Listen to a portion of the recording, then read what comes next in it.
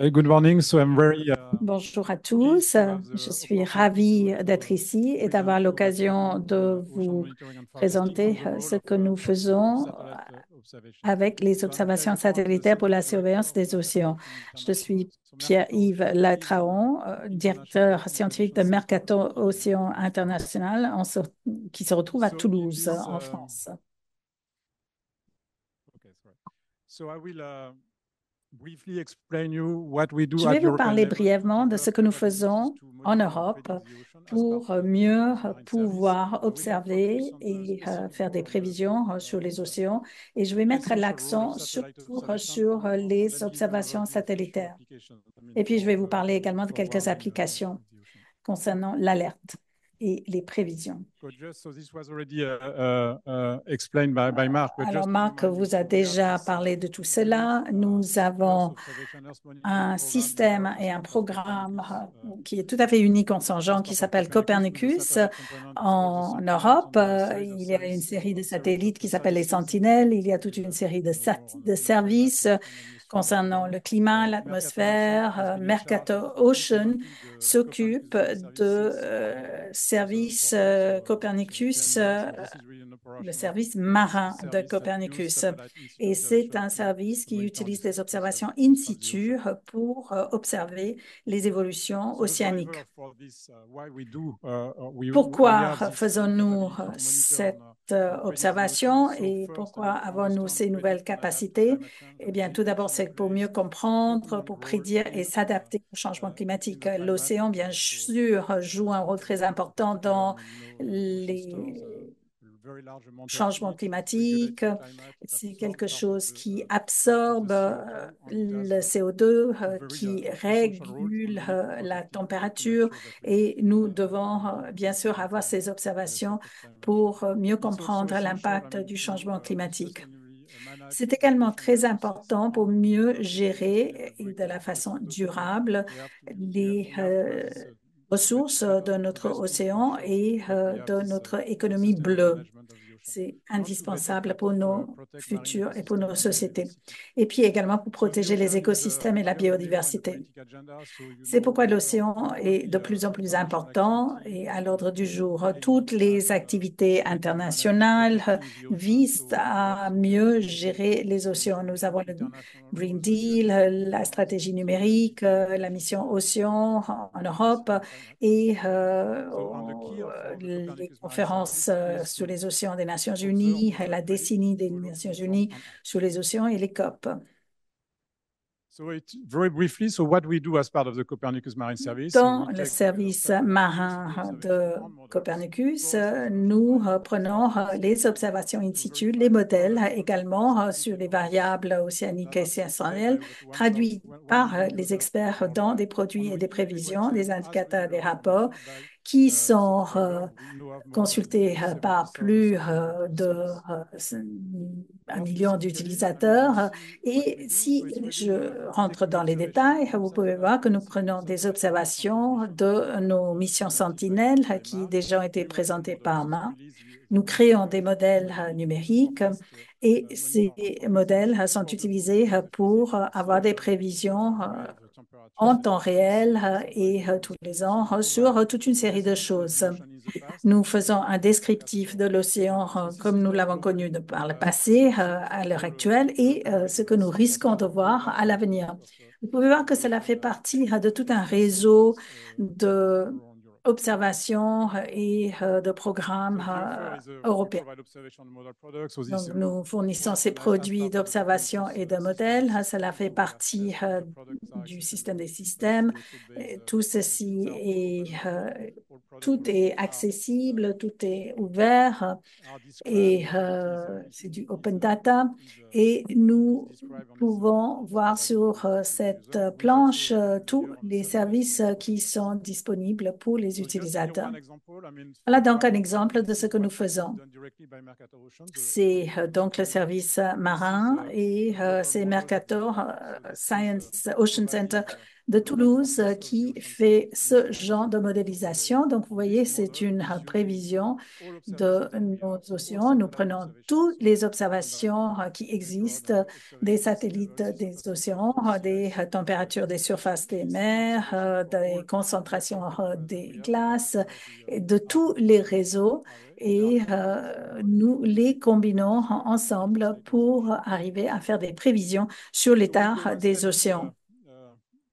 Après cette description que je viens de vous faire, descriptif que je viens de faire de l'océan, nous faisons également, nous préparons également des indicateurs et des rapports sur ce bilan ou sur l'état des océans et cela donne des informations sur le réchauffement, sur l'augmentation des niveaux de mer, etc. En ce qui concerne notre impact, tous les services de Copernicus sont axés et tournés vers l'accès aux utilisateurs et également des utilisations pratiques. C'est pourquoi nous l'utilisons pour toute une série de choses, pour comprendre la santé de l'océan, le climat, la conservation marine et la biodiversité, les risques, etc. Les utilisations sont évidemment particulièrement utiles en Europe, mais également pour d'autres parties du monde. Ce service marin fait partie de la chaîne de valeur dont a parlé Alain. Nous passons de nos satellites, les sentinelles, pour obtenir nos observations in situ et nous passons vers les conseils que nous pouvons donner après aux utilisateurs et aux agences afin d'arriver à mieux observer et prévoir les évolutions des océans. Nous nous préparons maintenant pour des nouvelles missions, surtout dans l'océan Arctique. Nous travaillons également avec d'autres organisations pour faire des observations in situ grâce à la coopération internationale pour l'observation des océans. Maintenant, passons aux observations satellitaires. OK. I think it's important to realize that the fact that today we have been running aujourd'hui et depuis 10 ans, nous avons des systèmes opérationnels qui suivent et qui contrôlent les évolutions des océans. Et ceci n'est devenu possible qu'à cause du développement de l'océanographie il y a 10 ans. Mais aujourd'hui, nous pouvons utiliser les observations pour les transmettre en paramètres qui sont utilisables par tous. Nous pouvons évidemment faire des observations en espace et en temps. Et voilà donc les paramètres que nous pouvons observer de l'espace, niveau de mer, courant, température à la surface des mers, couleur océanique, glace des mers. Donc, c'est utilisé avec des systèmes actifs ou des radars ou des systèmes passifs. Nous avons également une mission de la gravité de la Terre et l'impact d'une modification de la gravité sur les transferts des masses dans les océans. Alors maintenant, l'altimétrie satellitaire joue un rôle très important pour les prévisions. Nous avons commencé avec les missions TOPEX Poseidon. Nous allons poursuivre avec Jason 1, 2 et 3 et le Sentinel-6 qui est une série de références pour le suivi du climat. Nous avons également besoin de ces données altimétriques pour avoir des observations plus aiguës et nous faisons ceci avec un nouveau satellite dont nous allons vous parler prochainement. Voilà une animation qui vous permet de comprendre ce que nous pouvons obtenir en combinant toutes ces missions d'altimétrie, Jason, Poseidon, TOPEX, etc. Et cela vous donne des informations sur l'anomalie des niveaux des mers. Alors, vous pouvez voir ces petites tourbillons, ce sont des turbulences dans les océans et nous devons les suivre pour plusieurs applications différentes. Et vous voyez que c'est plus rapide dans les zones tropicales et s'il y a des anomalies concernant les niveaux de mer, vous pouvez les voir et les identifier tout de suite. Alors, si vous mettez cela sur une graphique à droite, vous pouvez prendre donc les moyennes. Vous voyez, c'est l'augmentation du niveau moyen des mers. Et donc, vous pouvez voir que cette augmentation va de plus en plus vite. Et aujourd'hui, nous sommes à 4 à 5 millimètres par an. Et ceci à cause de la fonte des banquises, comme vous avez entendu tout à l'heure dans la présentation de Marc.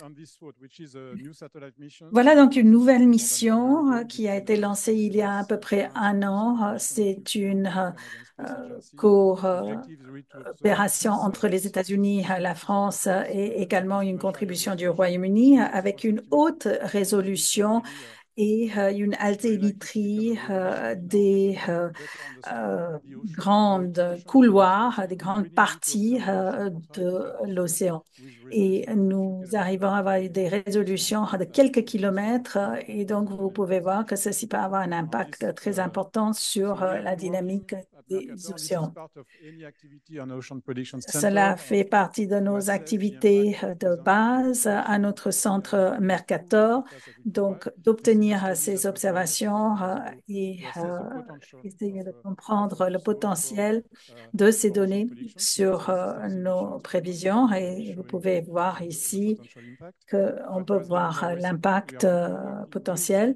Et aujourd'hui, nous travaillons avec les données du SWOT et nous pouvons voir que si nous prenons notre système opérationnel et avec SWOT, nous pouvons voir quelle serait la modification ou l'impact sur les prévisions. Et vous pouvez voir que si vous rajoutez ces données qui viendraient de SWOT, sur le niveau de mer, par exemple, vous pouvez mieux prédire le positionnement d'une turbulence ou un tourbillon, ce qui pourrait être très utile et important. C'est une recherche qui est en cours et l'idée est de pouvoir le faire à un niveau opérationnel l'année prochaine. Une autre utilisation de ces données serait pour les prévisions des vagues. Là, c'est un satellite CFO-SAT. C'est une coopération entre la France et la Chine pour mesurer les spectres des vagues. Et vous voyez que c'est le bureau météorologique de la France qui est responsable de ces modèles et de ces assimilation de données. Et vous pouvez voir, si vous incluez ces informations, vous pouvez arriver à prédire d'une façon beaucoup plus aiguë la hauteur des vagues. Ici, nous avons également des couleurs des océans.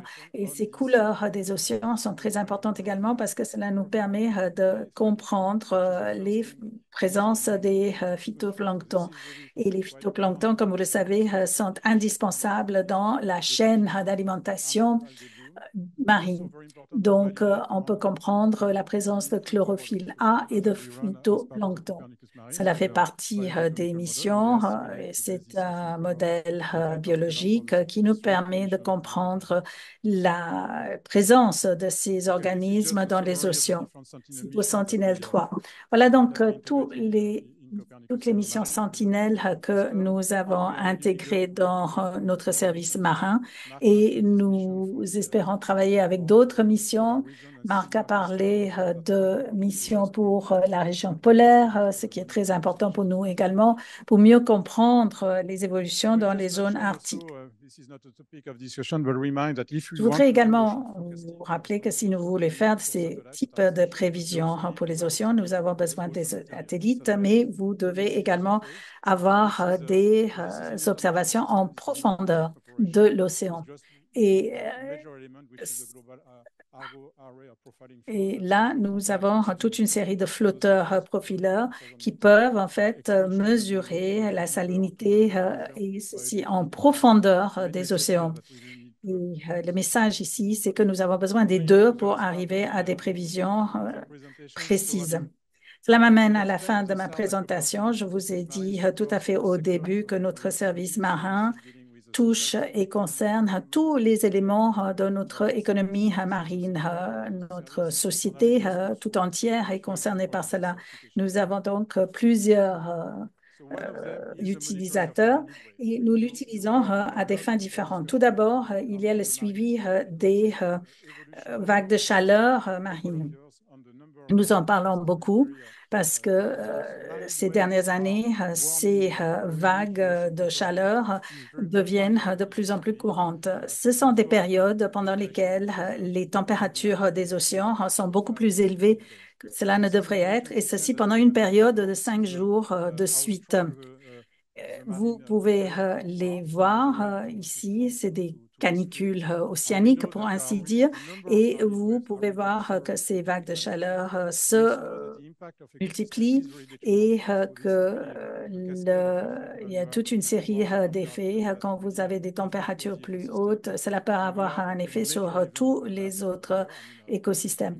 L'année dernière, entre l'été et nous avons eu vraiment des phénomènes très graves de ce réchauffement dans la mer du Nord et également en Méditerranée. Là, vous avez une image du service des gardes côtières espagnols qui utilisent nos services pour les opérations marines. Et aussi, nous avons également Copernicus qui est utilisé pour les transports et pour comprendre mieux les glaces polaires pour pouvoir organiser effectuer toutes nos activités. Et là, nous travaillons étroitement avec les services de glace de mer. Et puis, nous avons également une mission concernant les algues sargassumes. Comme vous le savez, cela représente également un fléau dans une partie du monde. Donc, c'est très important de pouvoir également faire des prévisions sur les côtes et l'Office français météorologique est responsable de suivre cette évolution. Nous utilisons Copernicus pour d'abord faire des détections et des identifications de où se trouvent ces sargassumes. Et puis après, nous pouvons également faire des cartes sur l'étendue. Et nous utilisons également ces données pour utiliser ces données pour faire des prévisions sur les niveaux de mer et les vagues sur les côtes. Et ceci pour pouvoir fournir des prévisions d'inondation. Ce que nous souhaitons faire, c'est établir un système européen qui pourrait aider les États membres pour mieux prévoir les d'inondations potentielles sur les côtes. Une dernière remarque concerne les plastiques dans les mers. Je pense que vous êtes tous au courant de cela. En fait, c'est un problème qui ne concerne pas tellement les océans, mais aussi les terres. Et ce que nous faisons, c'est utiliser les capacités d'observation que nous avons pour voir les courants océaniques et voir les transports et les mouvements de ces plastiques et trouver les sites où ces plastiques s'accumulent sur notre planète. Et vous pouvez utiliser des outils différents pour comprendre les mouvements sur les côtes et également sur les zones fluviales. Et une dernière remarque, dernier exemple, et là c'est mais qui évolue régulièrement. Et nous pouvons toujours revoir ces bilans et ces évolutions régulièrement. C'est un rôle essentiel de ces observations par satellite qui nous aide à suivre l'évolution de nos océans et de pouvoir faire des prédictions. Merci, prévisions. Merci.